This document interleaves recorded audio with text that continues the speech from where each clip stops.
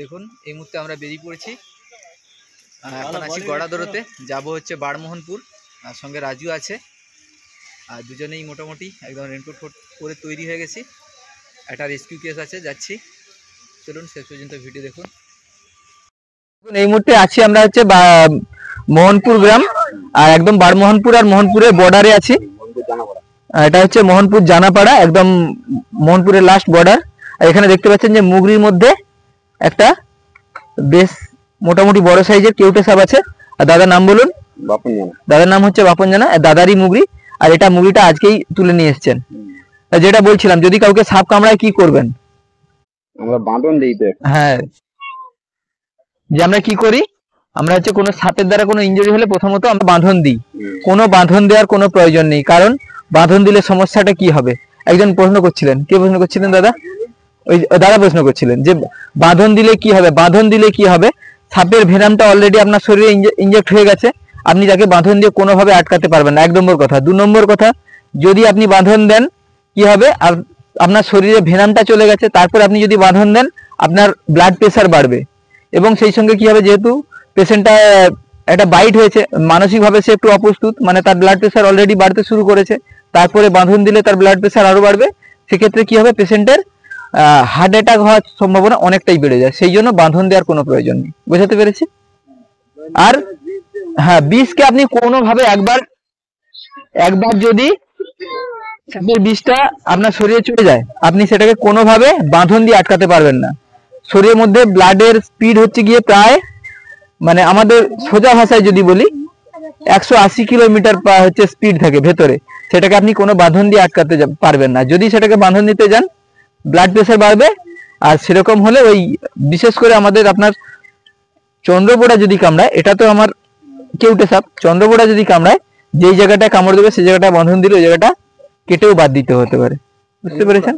হ্যাঁ, চন্দ্রবোড়া হচ্ছে শরীরের পেশিগুলোকে পচিয়ে দেয়। সেই জন্য আমরা কি করব, কোনো কারণেই সাপ কামড়ালে বাঁধন দেবো না। আমাদের যেটা করতে হবে, সবচেয়ে কম 100 মিনিট, যেটা আমরা বলি গোল্ডেন 100 মিনিটস, তার মধ্যে আমরা কি করব, সোজা পেশেন্টকে নিয়ে হসপিটালে যাব। গেলেই আমাদের পেশেন্টের চিকিৎসা হবে। আর পেশেন্টকে মানসিকভাবে করতে হবে, শক্ত করতে হবে, যে তোমার কিছু হবে না, তোমাকে আমরা নির্দিষ্ট সময়ের মধ্যে হসপিটালে নিয়ে যাবো এবং তুমি বেঁচে যাবে। এইটা পেশেন্টকে সবসময় আত্মবিশ্বাস যোগাতে হবে, আর কিছু করার দরকার নেই। হ্যাঁ, পেশেন্ট যাতে না ভয় পায় সেটা চেষ্টা করতে হবে। ঠিক আছে, চলুন মোটামুটি প্যাকিংটা করে ফেলি। আজকে ব্যাগে প্যাকিং হবে। এখন কৌটো ব্যবহার বন্ধ করার চেষ্টা করছি আস্তে আস্তে করে।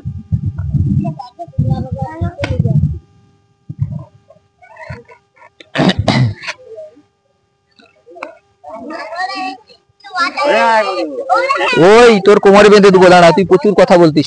সাপ অত শক্তপোক্ত প্রাণী নয়, সাপের শরীর খুব নরম।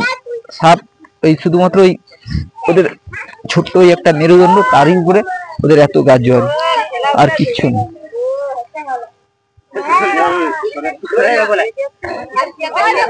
দেখতে পাচ্ছেন, এগুলো খেয়েছে, এগুলো খাবার খেয়েছে না। এটা কোমরটা মনে হয় একটা প্রবলেম আছে, কিছু খেয়েছে। হ্যাঁ হ্যাঁ,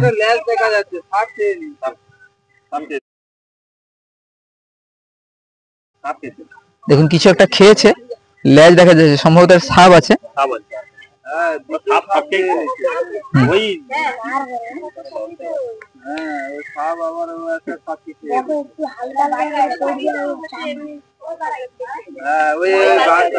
আচ্ছা চুপ চুপ চুপ, কেউ কথা বলবেন না। রাজু একটু কাছ থেকে, একটু কাছ থেকে।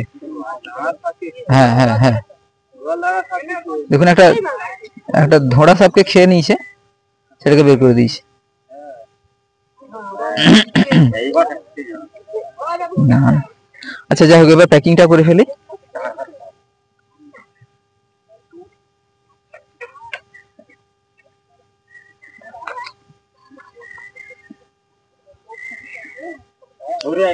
সাপটা যা বের করে দিয়েছে হালকা হয়ে গেছে, নাহলে ওজনটা অনেকটাই ছিল। এরা হচ্ছে এরকম ভাবে এদের হচ্ছে জীবনযাপন করে। এরা হচ্ছে সাপকে খায়।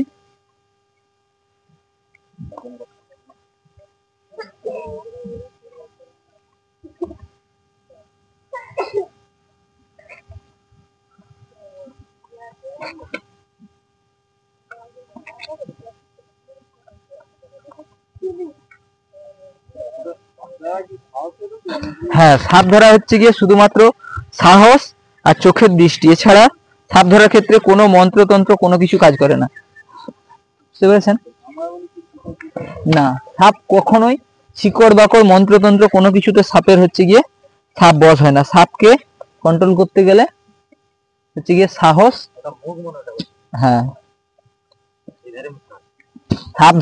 সাপ ধরার জন্য দরকার সাহস আর কৌশল, আর কোনো কিছু সাপ ধরার জন্য প্রয়োজন নেই।